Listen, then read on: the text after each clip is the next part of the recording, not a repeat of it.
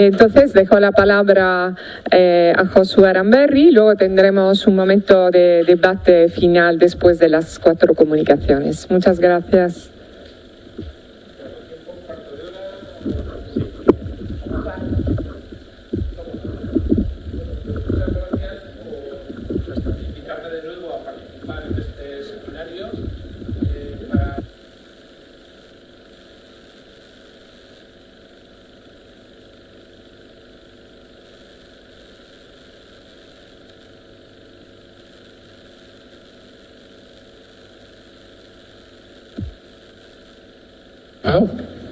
Vale, ahora está encendido. Bien, repito, pues muchas gracias al Grupo de Patrimonio Industrial por este seminario y por la participación que tengo de nuevo oportunidad de hacer aquí, después de la que presenté el año pasado sobre la ciudad fábrica de cristalería española.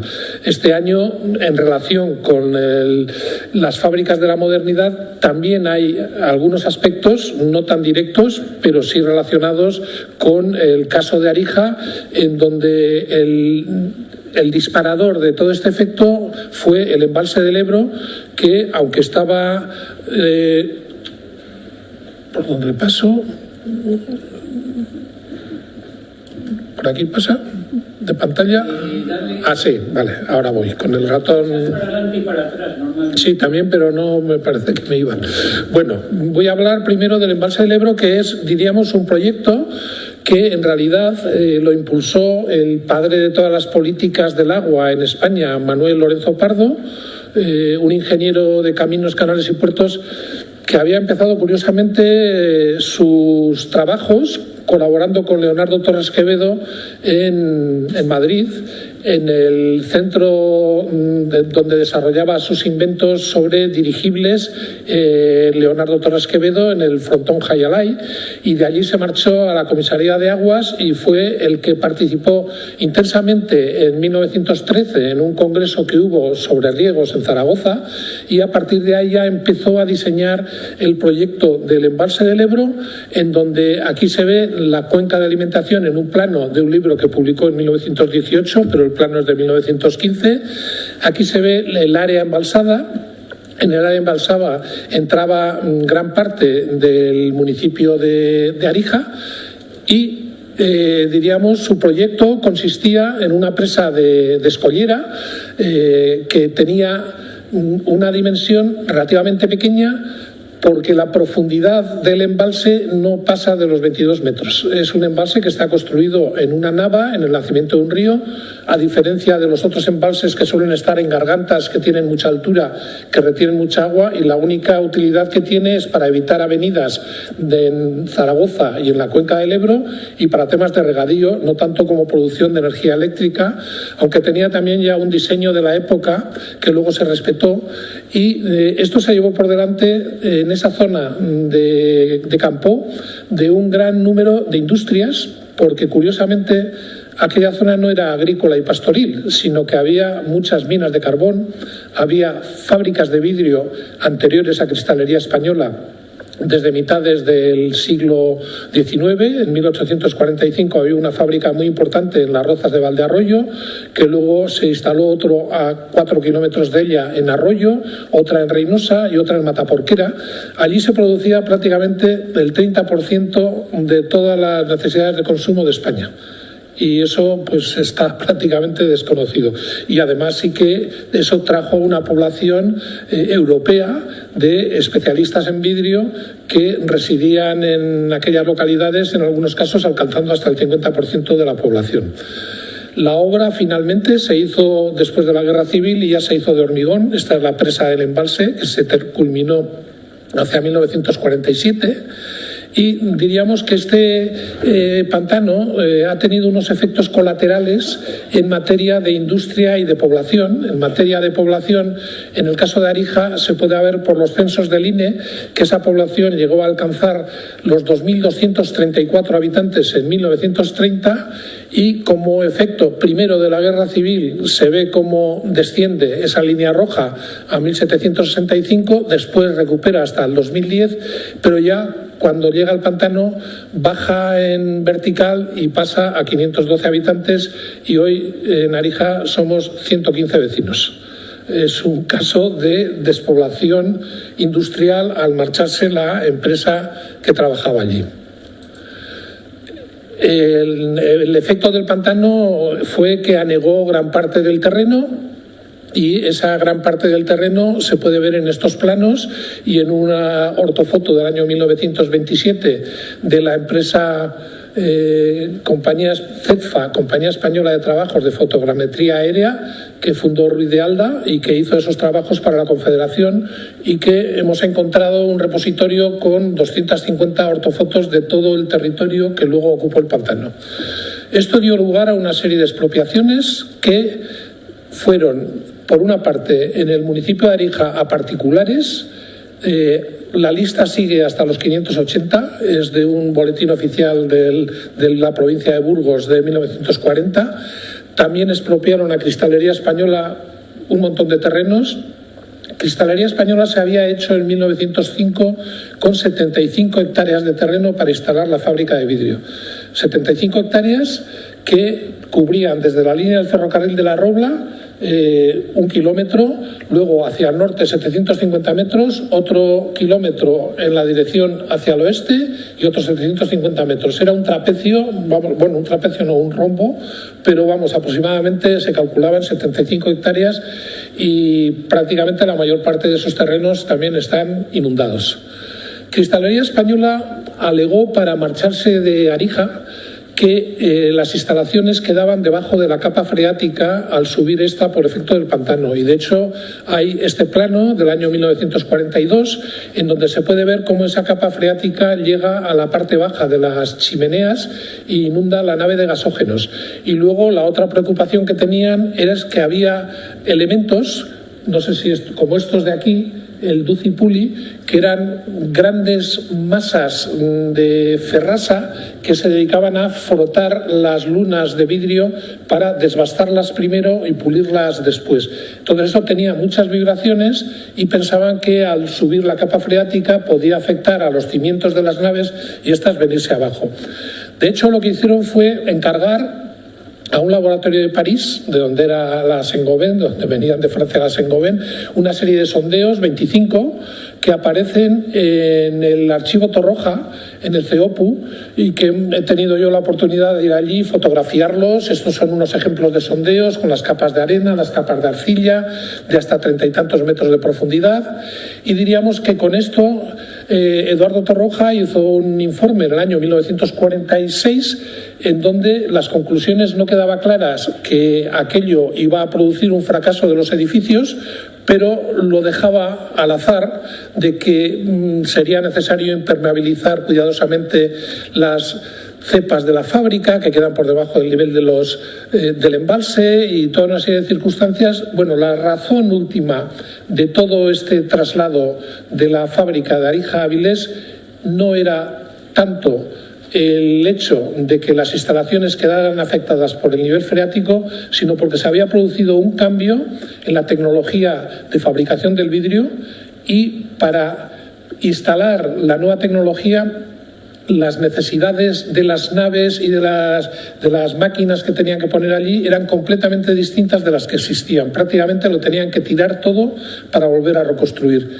Esto, combinado con otra historia que era que en aquellos años un ministro de Obras Públicas era asturiano y les ofreció llevarse la fábrica a Avilés, pues aprovechó Cristalería Española para trasladar todas sus instalaciones y en un nuevo terreno instalar unas naves de distintas características en donde ya la producción se hacía con un horno de colada continua y ese vidrio plano a través de una extendería se iba enfriando y templando y no necesitaba todos esos procedimientos mecanizados que se estaban utilizando en Arija, que procedían de hecho y aparecen casi con la misma disposición en la enciclopedia francesa de Diderot y d'Alembert, es decir, que no había habido cambios en el procedimiento de fabricación de las lunas de vidrio pulido. También el pantano afectó al municipio de Arija, al que se le expropiaron terrenos, como se ve aquí, del orden de 62 hectáreas valoradas en 116.000 pesetas, en 700 euros, en el año 52. Luego volveremos sobre ello, pero sí que os puedo decir de que parece que por fin hemos conseguido que la Confederación Hidrográfica del Ebro nos revierta esa expropiación.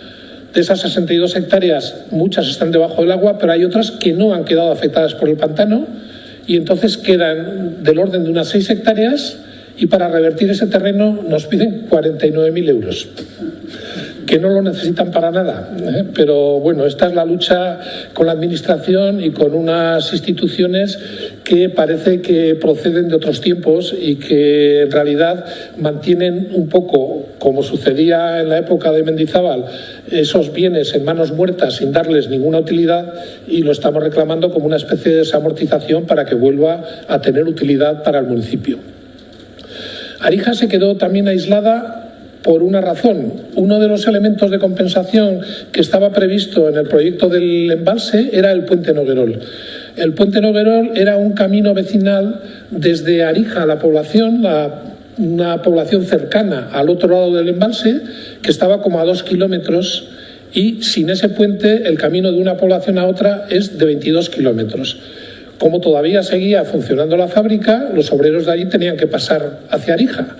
Y entonces empezaron a hacer este tipo de trabajos, pero lo empezaron a hacer ya muy tarde. Empezaron a programarlo en el 45, cuando las primeras pantanadas ya se empezaron a embalsar en el 47, y entonces quisieron hacerlos con hormigón armado. No había, con una fábrica de hormigón armado in situ, con unos pilotes de hormigón armado para llevar allí prefabricados tampoco había, y al final les obligaron a hacerlo con pilotes de eucaliptus que eran en las cepas pequeñas de 80 pilotes y en las cepas grandes de 12 por 13, que creo que son 156 pilotes para soportar el peso. Pero el terreno era fangoso, de turbera, pantanoso, y más o menos ya sabían de que esa obra iba a fracasar y se iba a caer. ¿Qué es lo que sucedió? El día 28 de septiembre de 1952 volcaron las arcadas, se hundieron las pilas y aquello quedó inutilizado. Aquí se ve una foto del año 45 del vuelo americano, donde se ve que habían empezado a hacer las cimentaciones, y otra foto del año 1957 en donde se ve el tramo hundido. Esto era una vergüenza para el régimen y entonces lo destruyeron. De dos maneras. Hay un mito que yo no sé si será cierto o no, porque necesito que me lo confirmen. Me dicen que llevaron cañones del ejército, o quizás de la naval de Reynosa, para derribar el tablero a cañonazos. Y en las cepas que se conservan, que decían que es que se habían llevado el cemento, habían puesto toda arena, hicieron unos agujeros para meter dinamita. Y los petardos explotaron, pero las cepas no cayeron. Y vas a esas cepas con un martillo para tratar de separar una piedra y no puedes. Es decir, que no estaban mal hechas. El problema era el embalse.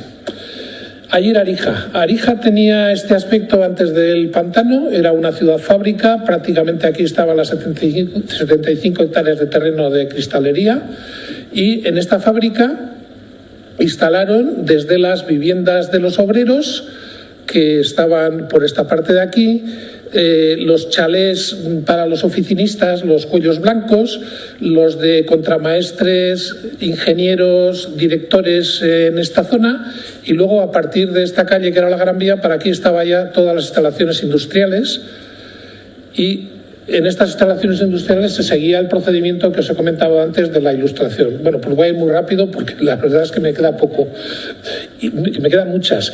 Y en el 30 cambiaron otro procedimiento que era similar, solo que en vez de pasar los rodillos por encima de una mesa, se vertía el crisol de 950 litros sobre unos rodillos y la carcasa se iba extrayendo, y todo esto después se llevaba a un horno de recocido y a unos talleres de pulido, todo esto con vías del ferrocarril incluidas, como se ve aquí, varios kilómetros de vías del ferrocarril, eran las instalaciones de cristalería.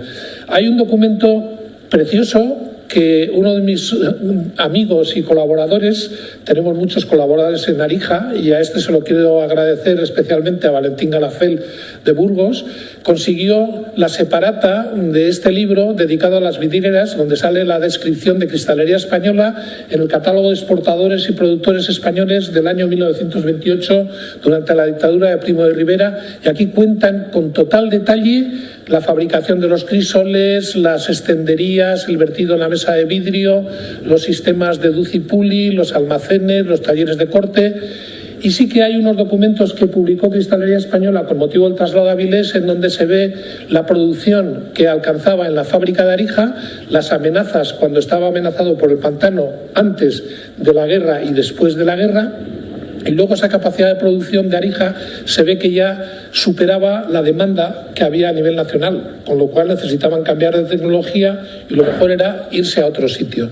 Estas son las estimaciones de la producción de Arija durante esos años y el beneficio de 1.500 millones de divisas desde que empezó a funcionar. Se trasladó a Avilés con unas naves de nueva morfología para esta fabricación de colada continua con el sistema Budin en 1952. Y la gran mudanza supone que la fábrica no es que instaló una fábrica nueva en Avilés, sino que se mudó. Y se mudó con todos los trabajadores. En Avilés esperaban aquello como una iniciativa que iba a crear empleo. No creó ningún empleo. Todos los trabajadores los llevaban ya puestos, les construyeron las viviendas. Aquí vienen además con arquitectos de prestigio asturianos. En todas las viviendas, la cocina, por ejemplo, tenía una cocina estas de chapa, estilo Bilbao, de estas económicas de buena calidad. O sea, estaba todo preparado. ¿Qué quedó en Arija? En Arija lo que quedó después de que se marchó Cristalería Española fue solo la cantera de arena. Esa cantera de arena, porque las arenas de Arija es una arena silicia de unas características especiales, se empezó a extraer de forma manual con unas dragas. El efecto de extraer con esas dragas y posteriormente con dragas flotantes fue que estos terrenos municipales se quedaron huecos, profundizaron allí la extracción de arena y se inundaron con las aguas del pantano. Diríamos que estos terrenos no son del pantano, son terrenos municipales llenos de agua. Y aquí hay unas imágenes del archivo FOAT encargados por las empresas de Llodio de Villosa, porque eran también los dueños de Arenas de Arija. De allí llevaban la arena para fabricar el cristal en yodio en el grupo Guardian, en las fábricas de Vidrala y Villosa. Y hoy en día lo que hay es una cantera de arena que pertenece a un grupo belga muy potente, que es el más potente de Europa, que se llama Sibelco.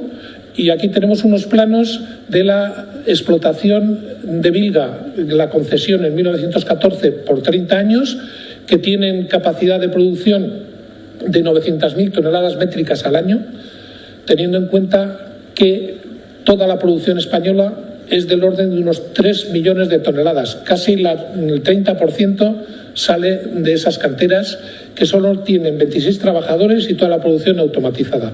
El efecto de la salida de la Cristalería Española de Arija y el traslado a Avilés también tuvo efecto en otras fábricas que eran también del grupo, como la vidriera mecánica del norte, en Renedo de Piélagos o Bioño, en donde ya sí que empezaron a instalar elementos arquitectónicos ya más novedosos en la década de los 60, porque esta construcción se encargó de ella Agromán, y esta es una publicación de Agromán en donde aparecen los datos y las fotos, que hay muchas también en el archivo Pando de la fototeca del IPC, donde se puede ver los aspectos arquitectónicos de estas nuevas fábricas.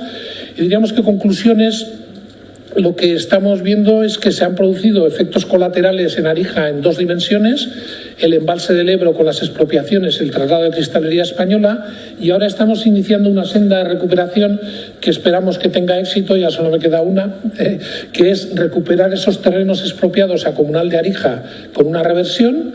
Y de Sibelco ya han aprobado en Amberes, en la sede central de Sibelco, la cesión a largo plazo por 55 años de unos edificios emblemáticos de Arija, de tal manera que podamos acudir a convocatorias de la AGE del 2% de patrimonio cultural, y esperamos también que se nos incluya como bienes de interés cultural en los catálogos de la Junta de Castilla y León. Y simplemente para recordar cuáles son esos terrenos. Las 6 hectáreas que recuperaríamos del embalse del Ebro son estas que están aquí dibujadas, y los edificios emblemáticos serían el chalet del director de 1906, el Colegio de Cristalería Española, que está hecho en hormigón armado en los años 1921 y 1922, y son 3 plantas de 600 y pico metros cuadrados cada una barbaridad, y la capilla del año 1915 de Cristalería Española, que también tiene un diseño de nave industrial. Y hasta aquí mi intervención. Bueno, solo otra cosa más, y es que este año también lo que vamos a tener es un punto especial de observación del eclipse total de Sol el 12 de agosto de 1906, al que hemos dedicado el calendario, y el calendario lo hemos dedicado también en muchos casos a Cristalería Española y al embalse del Ebro, porque son 120 años de cuando se puso la primera piedra de la fábrica de Cristalería Española el 26 de mayo de 1906, y son 100 años de la constitución de la Confederación Hidrográfica del Ebro. Entonces, en este año, a ver si iniciamos esa senda de recuperación y conseguimos apoyos de todos, incluido del GPI. Muchas gracias, alcalde. Ya pedir a un alcalde que se ajuste a 15 minutos es difícil. De todas formas, gracias y mucha suerte. Y seguimos.